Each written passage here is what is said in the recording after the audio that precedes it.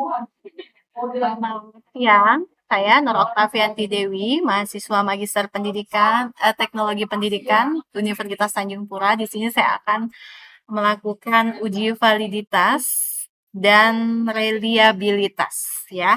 Nah, di sini saya sudah menyiapkan data dari data literasi digital yang sudah diberikan oleh Bu Feni. Nah, melalui data literasi digital ini, kita bisa melihat ada 17 item pertanyaan kuesioner yang akan dijawab oleh 127 responden. Nah, di sini kita akan melakukan uji yang namanya uji validitas. Apa sih sebenarnya uji validitas? Uji validitas ini digunakan untuk mengetahui kevalidan atau kesesuaian kuesioner atau angket yang akan kita sebarkan atau yang digunakan oleh peneliti dalam mengukur dan memperoleh data penelitian dari para respondennya. Dasar untuk pengambilan uji validitas person di sini adalah jika nilai R hitungnya itu lebih besar daripada nilai R tabel, maka itu termasuk ke dalam valid. Tetapi jika nilai R hitungnya itu lebih kecil daripada R tabel, nah itu tidak valid. Bisa juga kita lihat dari nilai signifikansinya. Jika nilai signifikansinya lebih besar daripada 0,05, maka kuesioner tersebut dapat dikatakan valid. Tapi jika sebaliknya nilai signifikan itu lebih kecil daripada 0,05, maka kuesioner tersebut tidak valid. Di sini kita akan langsung saja coba untuk melihat apakah kuesioner dari literasi digital yang kita miliki ini valid atau tidak. Nah, di sini kita akan masuk ke dalam SPSS kita. Di sini saya sudah masukkan datanya di SPSS.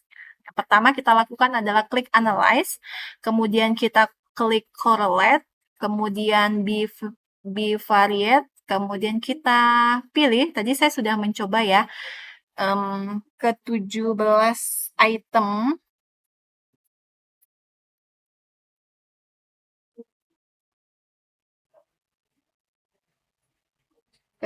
item ini,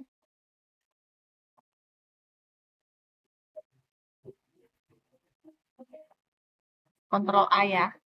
Kita kembalikan, kemudian kita kontrol lagi, kita masukkan 17 item termasuk ke main digital literasi dan nilai totalnya. Kita klik versionnya dan kita oke kan. Nah, di sini sudah muncul nilai, maksud saya dari persen correlation-nya dan significant to tell-nya. Kita bisa lihat satu persatu dari nilai totalnya ini menunjukkan 0,637. Nah, kita bisa lihat di sini terlebih dahulu untuk nilai R hitung karena tadi jumlah dari responden itu ada 127, maka R hitungnya itu R tabelnya itu 0,1729. Ini dia. 0,1729 itu R tabel. Nah, di sini kita bisa melihat dari hasil SPSS kita didapat bahwa untuk setiap item pertanyaan kita bisa melihat di percent correlation-nya di sini nilainya 0,637, kemudian di pertanyaan yang kuesioner yang kedua 0,681 sampai di bawahnya itu sampai di 0,504. Nah, 504 ya sampai di sini. Nah, dilihat bahwa dari hasil nilai person correlation-nya ini lebih dari 0, lebih dari R tabelnya, yaitu 0,172. Artinya kuesioner kita itu valid. Kemudian kalau kita lihat dari nilai signifikansinya, signifikansinya ya. Nah, jika kita buka lagi data SPSS kita, kita bisa lihat nilai signifikansi dari setiap item pertanyaan kita itu ada di bagian ujungnya. Kita bisa lihat di sini ya. Nah, di sini rata-rata itu kecil daripada 0,01. Berarti kalau lihat dari nilai signifikansinya bahwa kuesioner ini tidak valid.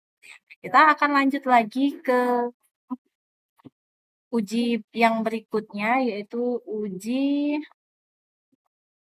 reliabilitas ya. Nah, uji reliabilitas Cronbach's alpha digunakan untuk mengukur seberapa konsisten suatu alat atau alat ukur seperti kuesioner atau tes yang terdiri dari beberapa item atau pertanyaan di antaranya anggota komunitasnya.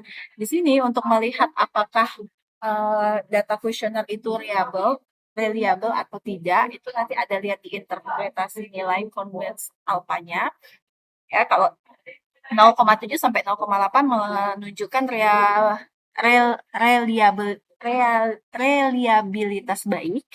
Kemudian kalau 0,8 sampai 0,9 menunjukkan reliabilitas yang sangat baik. Nah, kalau di atas 0,9 menunjukkan reliabilitas yang sangat baik, tapi dapat menunjukkan bahwa beberapa item mungkin terlalu mirip atau sama. Nah, kemudian kalau di bawah 0,7 ini reliabilitasnya rendah dan instrumen mungkin perlu diperbaiki atau dievaluasi lebih lanjut ya. Nah, berdasarkan dari nilai alfanya itu nanti kita bisa lihat kalau dia lebih besar daripada 0,6 ya.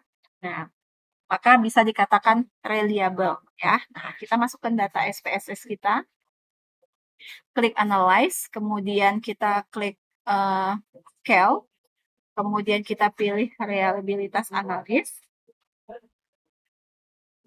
Kemudian ke-17 data kita tadi, kita masukkan.